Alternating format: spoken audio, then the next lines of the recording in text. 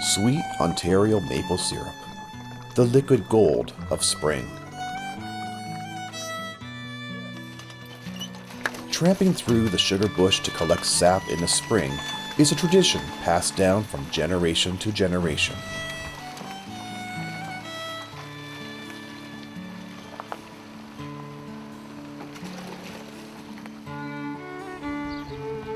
Throughout history, the source has always been the same: the glorious maple tree whose leaf adorns the national flag of Canada.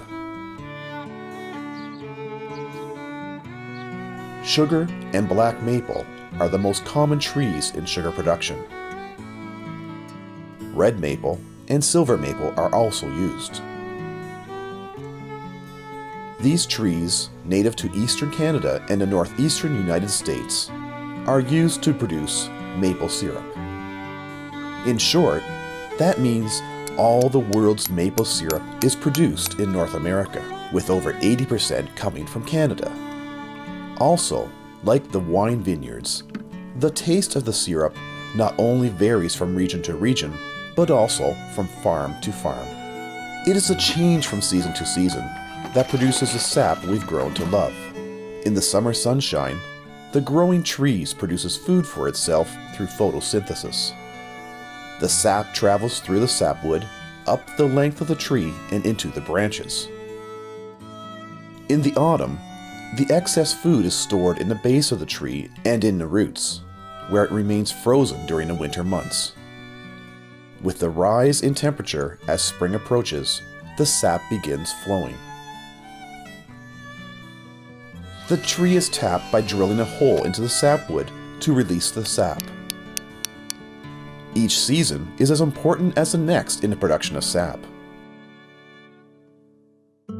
With tappable trees ranging in age from 40 to 150 years, it is important to ensure proper tapping in no way harms the tree. Today's farmer not only takes great care of the sugar bush year-round, but he's also able to use more advanced techniques in sap collection and processing.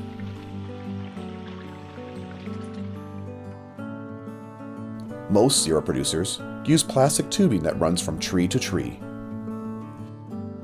and finally down the line to the storage tank.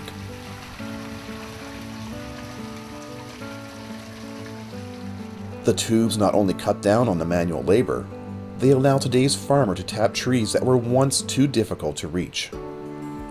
The workload of the season is now spread out over many months. Tubing is set up before the season and cleaned after the season.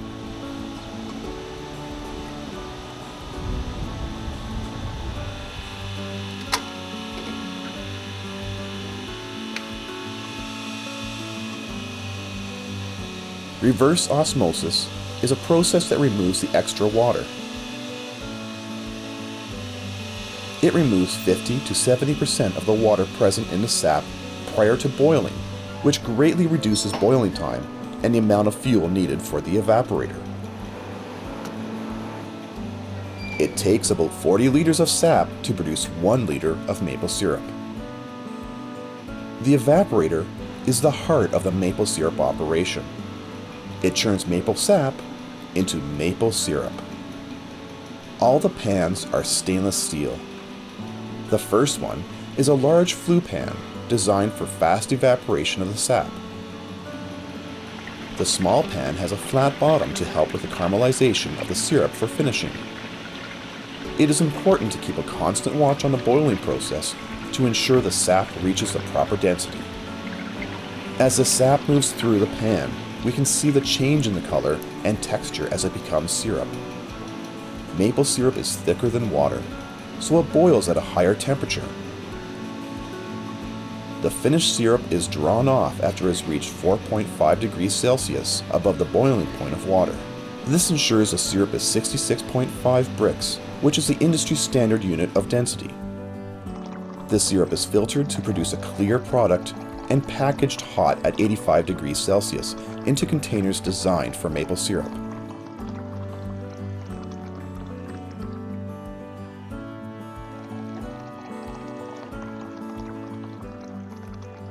There are 4 grades of syrup: golden with a delicate taste, amber with a rich taste, dark with a robust taste, and very dark with a strong taste.